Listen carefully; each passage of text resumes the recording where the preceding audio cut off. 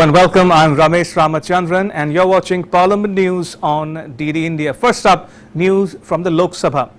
Congress leader Adhir Ranjan Chaudhary on Wednesday alleged in the Lok Sabha that the government has not done justice with retired armed forces personnel as it opposed a plea by the Ex-Servicemen's Association on the One Rank, One Pension or the OROP in the Supreme Court.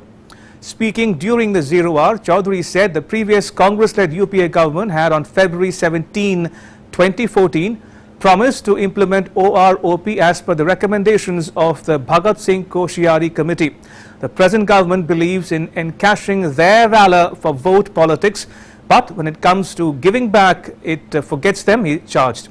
The government recently opposed the plea in the Supreme Court by ex-servicemen for an automatic review of the OROP, he said.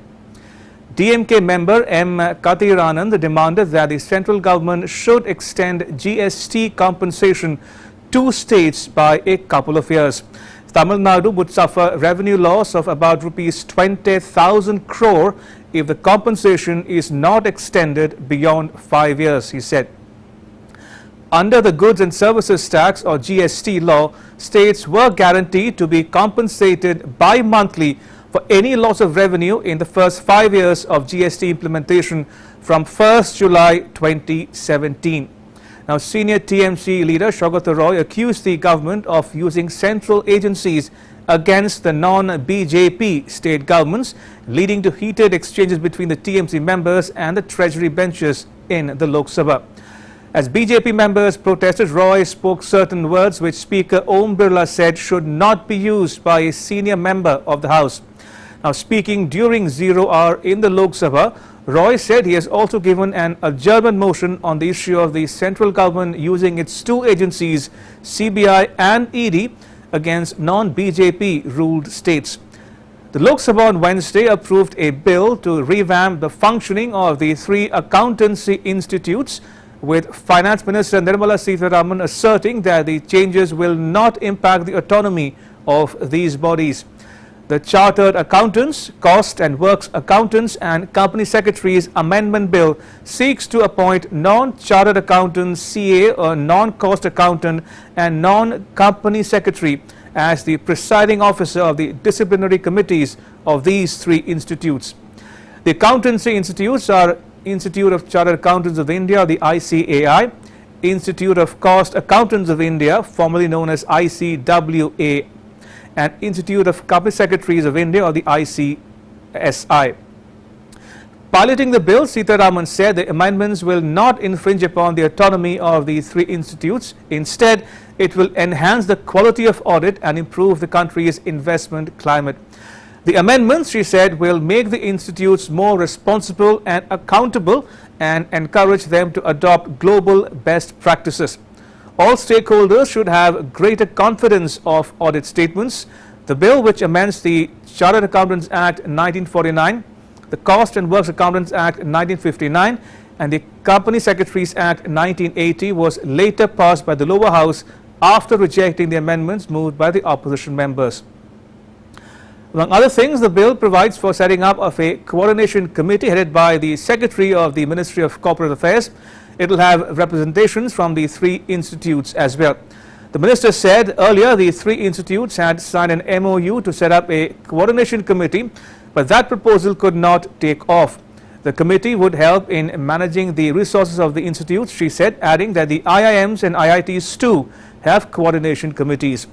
The bill also provides for registration of firms with the institutes, thus paving the way for Indian accountancy firms to grow big, she added. It also proposes to enhance the quantum of fines for partners and firms found guilty of misconduct. Responding to criticism that amendments would dilute the autonomy of the accountancy institutes, the minister said, and I'm quoting her here, "There is no proposal or intention to impinge upon the autonomy of the three institutes. They will continue to perform their functions," unquote. Participating in the debate, Congress leader Adhir Ranjan Chaudhary said that while the minister referred to the US, the UK, South Africa in her reply, the bill failed to abide by their best practices. He said, Through this bill, the government is making a subtle and deliberate attempt to consolidate power and to snatch away the independence of institutions by dismantling the autonomous framework of the concerned institutions. TMC member Saugata Roy asked the Finance Minister what specific steps her ministry had taken to prevent corruption by chartered accountants.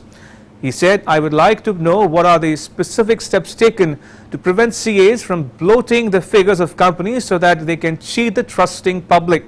Harshness towards erring auditors was not audible in the minister's reply, unquote. NCP Supriya Sule said that her main concern was that the autonomy of the three accountancy institutes. She said, I quote her, "You gave the examples of IITs and IIMs, but these institutes are funded by the government, while these are not. How can they be compared? Doesn't this take away the autonomy of these institutions?" Unquote. RSP's N.K. Premachandran also raised the issue of autonomy of these institutions as well. Union Home Minister Amit Shah said the Delhi government is meting out quote-unquote stepmotherly treatment to the municipal corporations in the national capital, due to which they are grappling with lack of adequate resources to carry out their responsibilities. Moving the Delhi Municipal Corporation Amendment Bill 2022 for consideration and passage, Shah said being the country's capital, Rashtrapati Bhavan, Parliament, Prime Minister's office, other secretariats among other important offices are in Delhi, and carrying out civic services is very important here. Earlier, there was one municipal corporation, but then it was bifurcated and trifurcated into three corporations, he noted. He said, "I tried to look for the reasons for the trifurcation, scoured through files but could not find anything on it," unquote. He added that when there are no reasons, it can be assumed that it may have been done due to political reasons. The analyses from 2012 to 2022 made this government come to the conclusion that the corporations must be combined into one, he said. Asserting that the corporations were trifurcated in a hurry, the Home Minister said the three corporations run on different policies. There is no coordination between workers, and due to this anomaly, dissatisfaction has also been found among them. From the resources, strategic and cooperative point of view, it would be appropriate to have only one municipal corporation taking care of civic services of Delhi, he said. He pointed out that there are also amendments in this bill to ensure that the corporations are run with transparency and efficiency, and it also limits the number of councillors to 250.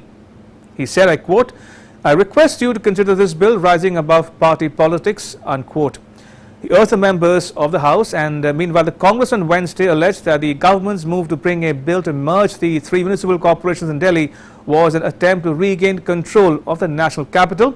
It claimed that the legislative competence over such matters rests with the Delhi Assembly and not Parliament. Initiating the debate on the Delhi Municipal Corporation Amendment Bill 2022 in the Lok Sabha, Congress member Manish Tiwari said that in 1991, Delhi was given legislative powers by forming a legislative assembly, but the central government made an attempt to take back control of Delhi last year by amending the Government of NCT of Delhi Act. Tiwari said the central government is citing resource gap among the three corporations for integration. If so, then this gap could have been filled by a grant to the Delhi government. He said, I quote, "What was the need for the merger of the three corporations?" unquote. Accusing the BJP of shedding crocodile tears over the last decade, demanding statehood for Delhi, TMC's Mahua Mitra hit out at the centre as it moved the Corporation Amendment Bill 2022, which she alleged will take away the last vestiges of autonomy from the people of the national capital. She said the bill had no place in Parliament and ought to be brought to the Delhi Assembly instead. She further said that the move to bring the bill is a consistent pattern of blatant disregard of cooperative federalism by the government. She pointed out that the substitution of the word government, which currently means government of NCT, with the word central government in several provisions of the bill strikes a blow to federalism and accountability. She said the timing of the introduction of the bill in the backdrop of the delay by the government in conducting municipal elections in Delhi tells a contradictory tale. The government is seeking to usurp the power of the superintendents hitherto vested in the government of Delhi and assuming this power for itself, she alleged. Shiva Sena's Arvind Sawant said the centre wants DMC amendment bill for political reasons. Speaking on the amendment bill, Sawant accused the government of misusing the power given under the constitution and overriding powers of the Delhi Assembly. He said, in Maharashtra, we also feel government doing stepmotherly treatment. Many other states also feel so. At a time when this population is increasing, the government aims to reduce councillors through this bill, he said. Lok Sabha passed the bill to merge 3 corporations of Delhi into one single entity. The bill was passed by a voice vote and various amendments moved by the opposition members were rejected. And other news from the Rajya Sabha. The Rajya Sabha on Wednesday approved a bill that seeks to remove the Bhokta caste from the list of scheduled castes or the SCs. It includes certain communities in the list of scheduled tribes as well for the state of Jharkhand. The upper house passed the Constitution Scheduled Castes and Scheduled Tribes Order Amendment Bill 2022 by voice vote. Replying to a debate on the bill, Tribal Affairs Minister Arjun Munda said the government will bring more such amendments relating to other states in the house. He said amendments have been made for states of Arunachal Pradesh and Karnataka, and it's being done now in the case of Uttar Pradesh, Tripura and Jharkhand as well. Research is being done on Odisha and work has been completed in Chhattisgarh, and the observations made by the Law Ministry are being looked into. Munda said the centre is concerned about the development of the tribal people, and the aspirational district program is a step in that direction, as its main objective is to bridge the gap between the rich and poor. He said the bill also aims at helping people get more benefits from the provisions of reservation in education and government jobs. The bill amends the Constitution Scheduled Castes Order 1950 and the Constitution Scheduled Tribes Order 1950. The bill amends schedule to the Scheduled Tribes Order to include the Deshwari, Ganju, Dautalbandi, Ovalbandi, Patbandi, Rauth, Majia, Khairi, Kheri, Tamaria and Puran communities in the Scheduled Tribes list of Jharkhand. Further, the schedule to the Scheduled Castes Order is being amended to omit the Bhokta community from the list of Scheduled Castes.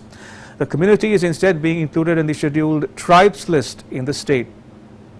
The government keeps amending the list originally notified in 1950 based on the request made by various states. Earlier, participating in the discussion, Abhi Ranjan Bishwas of the AITC supported the bill, saying the communities will get more benefits. But he lamented that no progress has been made on a proposal sent by the West Bengal government to the centre for including 11 communities in the ST list.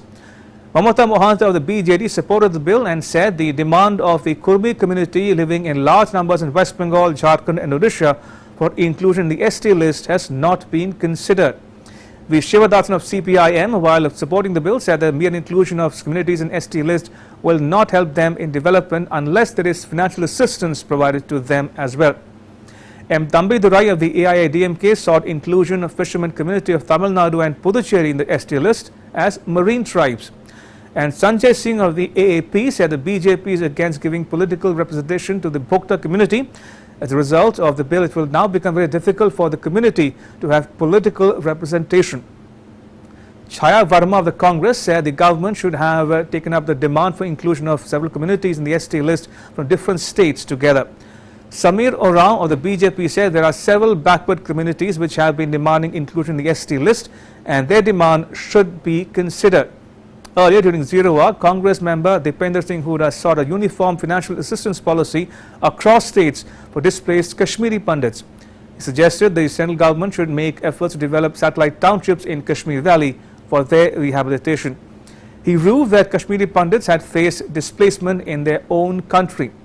Besides Jammu, Hooda said most of them have settled in Delhi and Haryana NCR region as well. He said they used to get rupees 5,000 per person per month in 2014 when there was a Congress government in Haryana, but the current state government has stopped it. He said the assistance should be at least doubled. According to him, Delhi was only providing rupees 3,000 per month to Kashmiri Pandits as aid. In his 0 hour mention, Sanjay Singh of the AAP said the government's announcement to implement central service rules in Chandigarh is an infringement of rights of the Punjab government. He said central service rules should not be implemented in Chandigarh. Noting that there is a censor board for films but not for web channels, BJD's Prasanna Acharya demanded a law to bring in censorship for OTT platforms and web channels as well to cull out obscene scenes and content spreading religious hatred. In his 0 hour mention, Biju Janata Dal leader said OTT platforms had gained unprecedented viewership during the pandemic when traditional entertainment sources were hugely impacted due to restrictions. He alleged that taking advantage of this, web channels were showing very obscene pictures and sometimes using very objectionable language, which is having a very bad impact, particularly on the younger generation. Such shows on web channels are also seriously affecting communal harmony, as India is a multi-language and multi-religious society, he said. Vijay Pal Singh Tomar of the BJP wanted lifting of the ban on some pesticides, as there was no alternative available for them and costly imports were not as effective. Neeraj Dangi of the Congress raised the issue of all sportspersons not being allowed to import tax-free air guns of .77 inches, 4.5 mm caliber bore. He said only renowned shooters are allowed duty-free or GST-free import of air weapons, which is impacting the training of upcoming sportspersons. M. Shanmugam of the DMK demanded the convening of the Indian Labour Conference, which has not been held since 2015, to discuss labour matters. He said all 12 recognized trade unions have given a call for early convening of this meeting. Narendra Jadhav, a nominated member, wanted the government to conduct a survey to find out the state of international medal-winning sportspersons and extend them recognition and social and employment security as well. Jharna Das Baidia of the CPM raised the issue of large-scale timber smuggling and migration in Tripura. Shantanu Sen of the TMC needed to ask for better health services and education for adolescent women. Many members also participated in the discussion on the working of the Ministry of Labour and Employment. BJP's Prakash Javadekar said that reskilling and upskilling is essential as one needs to learn new things to remain relevant. Congress leader Digvijay Singh accused the government of not doing proper tripartite consultations before pushing for labour codes in Parliament. Labour Minister Bhupender Yadav intervened and said the member should correct his view as tripartite consultations were done on labour codes. He mentioned about the two-day strike of the trade unions on 29th and 28th, where Bharati Mazdoor Sangh or the BMS had not taken part. He also said that BMS had opposed the 4 labour codes, saying that they were dejected with the fact that their suggestions were given no heed at all. He accused the government of converting the fixed-term employment into a hire and fire system of employment. He demanded merging the Skill Development Ministry with the Labour Ministry. DMK's M. Shanmugam said Labour wants 3 things only: job security, wages and social security. He wondered why this government is afraid of trade unions not to discuss any matter with them. He said that instead of hiking the minimum pension of ₹1,000 provided by EPFO, they are reducing the rate of interest on Employees Provident Fund. Other members who took part in the debate were Dola Sen of the TMC, Sukhram Singh Yadav of the SP, Munisami Tambidurai AIADMK, Elambaram Karim CPM and Allah Ayodhya Rami Reddy of the YSR CP. That's a wrap on Parliament News. Thanks for watching.